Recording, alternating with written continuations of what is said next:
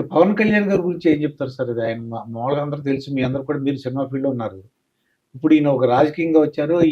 ఈ కూటమి విజయంలో 'పవన్ కళ్యాణ్' పాత్ర ఏమనిపించిందండి? అది యాడ్ అయింది. ఇప్పుడు పొలిటికల్‌గా ప్రో జగన్, యాంటీ జగన్ 2 ఓట్లే మొన్న జరిగిన ఎలక్షన్‌లో. యాంటీ జగన్ అనే ఓటు మొత్తం అది చంద్రబాబు నాయుడు గారికి వెళ్ళింది. ఆయన సపోర్ట్ చేసిన వాళ్ళందరికీ మెజార్టీలు పెరగడానికి అవి ఉపయోగపడినాయి. ఇప్పుడు వచ్చిన మెజార్టీలు లేకపోతే 10,000, 15,000తో గెలిచేవాడు 50,000 మెజార్టీ అవి యాడ్ అయినాయి. ఇద్దరు బెనిఫిట్ అయ్యారు. కూటమి వల్ల పవన్ కళ్యాణ్ అతను బెనిఫిట్ అయ్యాడు, ఈయన బెనిఫిట్ అయ్యాడు. ఈయన అందరినీ కలుపుకెళ్ళగలిగే మనస్తత్వం ఉంది కాబట్టి చేసుకోగలిగాడు. అంటే అందరు ప్రజలు మా డౌట్ ఏంటంటే బీజేపీని ఎలా తీసుకొస్తారు? వీళ్ళిద్దరు కలిసారు. ఆయన జైలు నుంచి అంటే జైలు చంద్రబాబు నాయుడు గారిని కలుసుకుని బయటకు వచ్చిన తర్వాత మీ ఇద్దరు కలిసే పోటీ చేస్తామని చెప్పారు. అవును, అదొక చారిత్రాత్మక నిర్ణయం. అది స్పాంటేనియస్ గా ఫీల్ అయ్యాడు, అక్కడ అనౌన్స్ చేశాడు. అది తర్వాత బీజేపీని కలిపికెళ్ళటం అంటే ప్రజలకైతే ఇష్టం లేదు. బీజేపీని కలపకూడదని అనుకున్నారు అందరూ. కానీ బీజేపీ సపోర్ట్ వల్ల కూడా ఉపయోగపడింది మనకి. ఉపయోగపడింది అంటే ఉపయోగపడింది, ఉపయోగపడలేదంటే ఉపయోగపడలేదు. అది పెద్ద ఇష్యూ కాదు. మోడీ గారు చిలకూరుపేట వచ్చినప్పుడు జగన్ గురించి కానీ ప్రభుత్వం అవినీతి గురించి కానీ ఏం మాట్లాడలేదు. అది ఆ రోజున తెలుగుదేశానికి నష్టం అని కొంతమంది ఫీల్ అయ్యారు. కానీ అదే ఉపయోగపడింది. వీళ్ళు తెలుగుదేశం ఇది వైఎస్ఆర్సీపీ బీజేపీ అండర్స్టాండింగ్లోనే ఉంది అనేది జనంలోకి వెళ్ళింది. అందువల్ల నష్టం జరగలేదు. బీజేపీతో పెట్టుకున్న దాని వల్ల నష్టం జరగలేదు. కాకపోతే దేశవ్యాప్తంగా ఈ రాజకీయాలు జరిగిందంతా మోడీ వర్సెస్ రాహుల్ గాంధీ జరిగింది. 5 మోడీతో కలిసిన కూటమి ఒకటి, మోడీకి అగరెస్ట్గా రాహుల్ గాంధీతో కలిసిన కూటమి ఒకవైపు. అది తప్ప వేరే రాజకీయాలకు ఫోకస్ అవ్వాలి ఈ ఎలక్షన్కి. అది రెండిట్లో నేను బయట వాళ్ళందరూ అంటే ఇక్కడ బీఆర్ఎస్ కానీ, అక్కడ వైఎస్ఆర్సీపీ కానీ, అక్కడ ఒరిస్సాలో కానీ బిజు జనతా దళ్, తమిళనాడులో ఏడీఎంకే కానీ 2 కూటమిలో లేకుండా బయట ఉన్నాయన్నీ స్మాష్ అయినాయి. ఏదో కూటమిలో ఉండాలి అంటే 2 పార్టీ సిస్టమ్ వస్తుందా ఇండియన్ పాలిటిక్స్లో అనేది దీనికి సిగ్నల్ ఇది.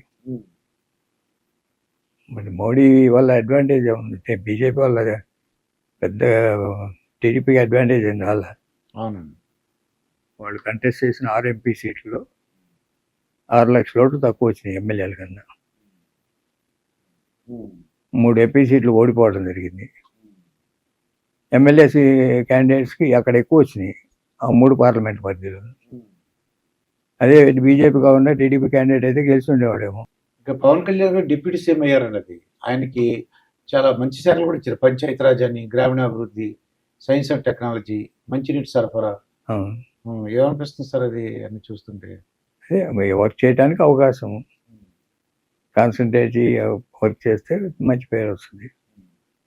అట్లానే సెంట్రల్ ఫండ్స్ తీసుకురావాలి ఆ పర్టికులర్ వాటర్, డ్రింకింగ్ వాటర్ కానీ, లేకపోతే పంచాయతీరాజ్ కానీ, పంచాయతీరాజ్ రోడ్లు కానీ, వీటన్నిటినీ డెవలప్ చేయడానికి అవకాశం ఉంది. కాన్సన్ట్రేట్ చేస్తే మంచి పేరు వస్తుంది. చంద్రబాబు నాయుడు గారు కూడా ఒక ప్రతి ఆఫీస్లోనూ చంద్రబాబు నాయుడు గారి ఫోటోతో పాటు పవన్ కళ్యాణ్ ఫోటో కూడా పెట్టమని అన్నారండి. అదొక ప్రజలు కూడా చాలా సంతోషించారు. అంటే జనరల్గా ఆయన ఉపయోగించుకుని వదిలేస్తారన్న ఒక పుకారు పుట్టించారండి వైఎస్ఆర్సీపీ వాళ్ళు. అదేం కాదని ఆయన ప్రూవ్ చేయగలిగారు.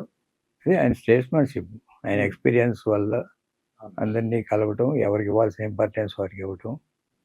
ఇప్పుడు నిన్న అసెంబ్లీలో చూస్తే జగన్ కూడా జగన్మోహన్ రెడ్డి గారికి ఫార్మర్ చీఫ్ మినిస్టర్గా ఆయనకి ఇవ్వాల్సిన గౌరవాన్ని ఇచ్చాడు.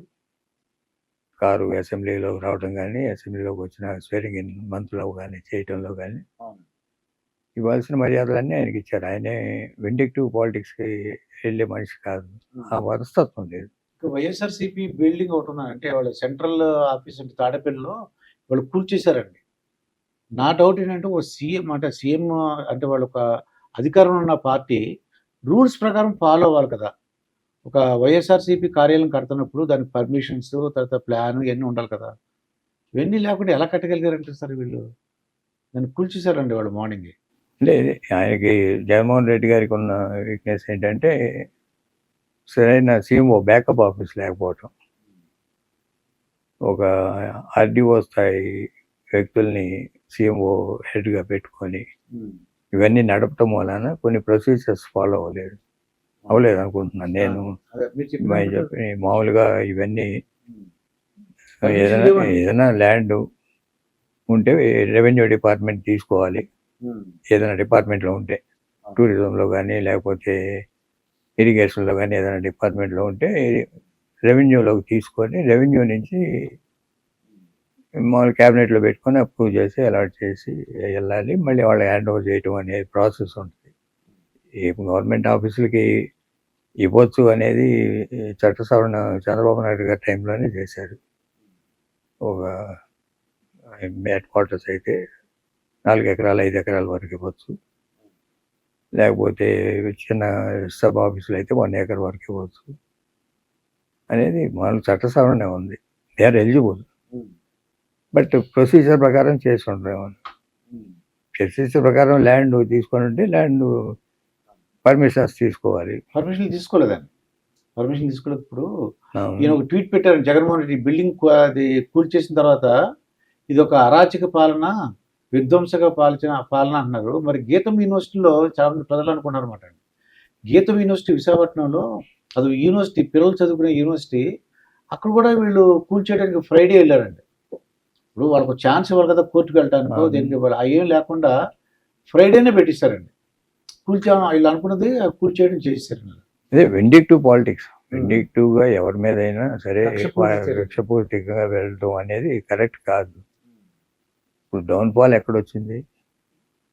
ఫస్ట్ ఈ చర్యల వల్ల వీళ్ళు అరాచకంగా మంత్రులు మాట్లాడటం, ఎమ్మెల్యేలు మాట్లాడటం, దానికి పరాకాష్ఠగా భువనేశ్వర్ గారి మీద మాట్లాడటం, అది టర్నింగ్ పాయింట్. భువనేశ్వర్ గారి మీద వీళ్ళ వెధవ మాటలన్నీ కూడా అవును. అది లేడీస్ మీద ప్రభావం పడింది. వీళ్ళకి తెలియట్లే వైసీపీకి అప్పుడే స్టార్ట్ అయింది. తర్వాత లోకేష్ యువగళం పాదయాత్ర అని చేసిన దాంట్లో గవర్నమెంట్ వ్యతిరేకించడం, ఒక కేటకు మోరల్ పోస్తూ జనానికి ఒక నమ్మకం, అతని పాదయాత్ర హెల్ప్ చేసింది. ఫైనల్గా ఈయన్ని మీద అరెస్ట్ చేయటం, జైలుకి పంపించడం అనేది పరాకాష్ఠ అయింది. ఆ రోజునే డిసైడ్ అయిపోయింది. ప్రజల్లో ఎన్ని సీట్లు వస్తాయి ఏమిటనేది కాదు, గవర్నమెంట్ మారుతుంది అనేది.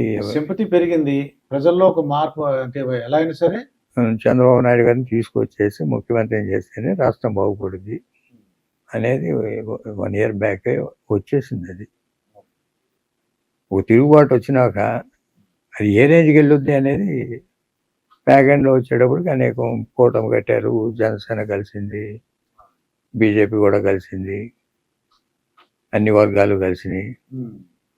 ఆ ల్యాండ్ టైటిలింగ్ యాక్ట్ ఒకటి వాళ్ళు చేసిన తప్పు సమర్థించుకోలేకపోయారు.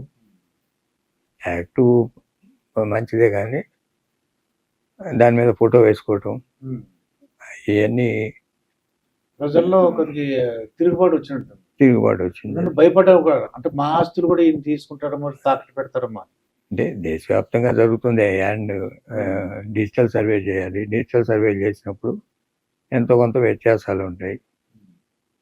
అది ఎవరికి కోర్టు అనేది కోర్టులో వేస్తే కోర్టుల కొద్దీ డిస్ప్యూట్స్ ఆల్రెడీ ఉన్నాయి. ఇక్కడ ధరణి అని తీసుకొచ్చారు. తీసుకొచ్చినప్పుడు కొత్త చట్టం 100 సంవత్సరాల తర్వాత తీసుకొచ్చాక కొన్ని లోటుపాట్లు ఉన్నాయి. అది సరి చేసుకోవాలి. అన్నిటికన్నా పెద్ద ఏమిటంటే అతను ఫోటో వేసుకోవటం పాస్బుక్ మీద, అది కరెక్ట్ కాదు. గవర్నమెంట్ ఫోటో ఉంటే బాగుండేది. అదే గవర్నమెంట్ చిహ్నం ఏదైతే ఉంటే అది వేయాలి. ఒక వ్యక్తి ఫోటో వేయకూడదు. అది శాశ్వతం. పాస్బుక్ వ్యక్తి శాశ్వతం కాదు. గవర్నమెంట్ చిహ్నం అనేది శాశ్వతం. అవునండి. ఇంకా పవన్ కళ్యాణ్ గారు ఇక్కడ, అంటే ఈ పవన్ కళ్యాణ్ ఇంకా 3 సినిమాలు కంప్లీట్ చేయాలటండి. అవును. ఇంకా 3 సినిమాలు ఉన్నాయంటున్నారు. ఇప్పుడు ఆయన డిప్యూటీ సీఎం అయ్యారు కదండి. అంటే ఇంకా కంప్లీట్ చేసేటువంటి అవకాశం ఉంటుందంటారా? అంటే మీరు సినిమా ఫీల్డ్లో ఉన్నందుకు అడుగుతున్నాను. చేసి కానీ దానికి ప్రొసీజర్స్ ఉన్నాయి. ప్రొసీజర్స్ ఉన్నాయి. పర్మిషన్ తీసుకోవడం పర్మిషన్ తీసుకోవడం. ఉమ్, అంటే అక్కడ క్యాబినెట్ మినిస్టర్ లేకపోతే చీఫ్ మినిస్టర్ ఉన్నప్పుడు శాలరీ కానీ పెర్క్స్ కానీ ఇవన్నీ ఉంటాయి. ఆ, ఇంకో చోట మళ్ళీ తీసుకోకూడదు. ఓకే అండి. ఉమ్, అంటే ఫ్రీగా చేస్తానని ఇప్పుడు రామారావు చీఫ్ మినిస్టర్ అయిన తర్వాత కూడా ఒక సినిమా యాక్ట్ చేశాడు. అవును, విశ్వామిత్ర అనుకుంటా, బ్రహ్మర్షి విశ్వామిత్ర. ఇది తీసుకునేటప్పుడు ప్రెసిడెంట్ ఆఫ్ ఇండియా దగ్గర సుప్రీంకోర్టులోనూ పర్మిషన్ తీసుకున్నాడు. ఉమ్, ఆయన రూపాయి శాలరీ తీసుకున్నాడు. శాలరీ తీసుకోవాలి, అవును, ఆయన ప్రిన్సిపల్ కదా, అవును. చీఫ్ మినిస్టర్ ఉన్నప్పుడు, అవునండి. ఆయన ప్రజాప్రతినిధిగా ఉన్నప్పుడు 1 రూపీ శాలరీ, అంటే 1 రూపీ కూడా తీసుకోకుండా చేయటానికి లేదు కాబట్టి 1 రూపీ శాలరీ. ఎంతో కొంత అమౌంట్ తీసుకోవాలి, ఆ ఫ్రీగా అంటే కుదరదు అనమాట. ఈ పవర్ గవర్నమెంట్ బాధ్యత ఉంటుంది కదా, ఈజ్ రెస్పాన్సిబుల్. ప్రమాణ స్వీకారం చేస్తారు కదా, అవును. ప్రమాణ స్వీకారం చేస్తారంటే చట్టానికి అనుబడి చేయాలి. తర్వాత ఇప్పుడు కూడా అండి, మన జగన్మోహన్ రెడ్డి గారు అంటారనమాట, అది 2,80,000 కోట్లు నేను పంచిపెట్టాను, ఆ ప్రేమంతా ఏమైంది, నాకు ఎందుకు ఓట్లు వేయలేదని బాధపడుతున్నారు తప్ప ఆయన చేసిన తప్పులు తెలుసుకోవట్లేదండి. ఆయన 2,80,000 కోట్లు ఇచ్చాను కదా, అవ్వాతాతల ప్రేమ, అమ్మ ఒడి తల్లుల ప్రేమ, డ్వాక్రా మహిళలు అందరూ ఏమయ్యారని అడుగుతున్నారండి ఆయన. ఇది కరెక్ట్ కాదు. You have to realize where you went wrong. First బేసికల్గా అపోజిషన్ లీడర్గా బ్రహ్మాండంగా చేశాడు పార్టీ నిర్మాణం అన్నీ కూడా. అధికారంగా అడ్మినిస్ట్రేటివ్ ఫెయిల్యూర్స్ అన్నిట్లోనూ కనపడుతుంది. అడ్మినిస్ట్రేటివ్ ఫెయిల్యూర్స్తో పాటు పార్టీని నెగ్లెక్ట్ చేసింది కనిపిస్తుంది. పార్టీ అంటే క్యాడర్ని, క్యాడర్కి దూరం అయ్యాడు. పార్టీ ఓన్ క్యాడరే పనిచేయలేదు మొన్న. పార్టీ ఓన్ క్యాడరు పనిచేయలేదు, ఇంక్లూడింగ్ స్ట్రాంగ్ రెడ్డి కమ్యూనిటీ కూడా. They are not back. వాళ్ళు వద్దని అనుకున్నారు, వాళ్ళు కూడా వద్దని అనుకున్నారు సామాజిక వర్గం. దానివల్లే ఇంత రివర్స్. ఎప్పుడైతే పార్టీ నిర్మాణం క్యాడరు సపోర్ట్ లేదో అక్కడే వీక్నెస్ వచ్చింది. ఈ సంక్షేమ కార్యక్రమాలు ఇప్పుడు చేసేది ఉంది. ఇందిరాగాంధీ ఎప్పుడో మొదలెట్టింది, రామారావు దానికన్నా చాలా ఎక్కువ తీసుకెళ్ళాడు. తర్వాత వైఎస్ రాజశేఖర రెడ్డి గారు ఇంకా ఎక్కువ తీసుకెళ్ళాడు. చంద్రబాబు నాయుడు గారు 200 నుంచి 200 పెన్షన్ ఆయనే చేసింది. ఇవన్నీ ఆన్గోయింగ్ కార్యక్రమాలు, అవి కొత్తగా వచ్చాయి. వాటిల్లో ఇతను చేసిన ఒక మంచి పని ఏంటంటే విలేజ్ వ్యవస్థ సరి చేశాడు. అదే గ్రామ సంచాలయాలు అవి బాగా ఉపయోగపడ్డాయి. వాళ్ళ చేసిన ప్రాపగండా అంతా ఎక్కడ చేసుకున్నారు, డిస్ట్రక్టివ్ మీద, లేకపోతే ఇంకోటి విమర్శించడం మీద, లేకపోతే వ్యక్తిగత దోషాల మీద, వాటి మీద వెళ్ళారు. కానీ మేము ఈ మంచి పనులు చేసామని చెప్పుకునే దానికి అసలు ప్రిఫరెన్స్ ఇవ్వాల. వాళ్ళ సపోర్ట్ చేసే మీడియా కానీ, వాళ్ళ సోషల్ మీడియా కానీ జనంలోకి చేసిన మంచి పనులు తీసుకెళ్లకుండా అవతల వాళ్ళ మీద బురద చల్లే కార్యక్రమం ఎక్కువ ఫోకస్ చేసుకున్నారు. అది దే పెయిడ్ ద ప్రైస్.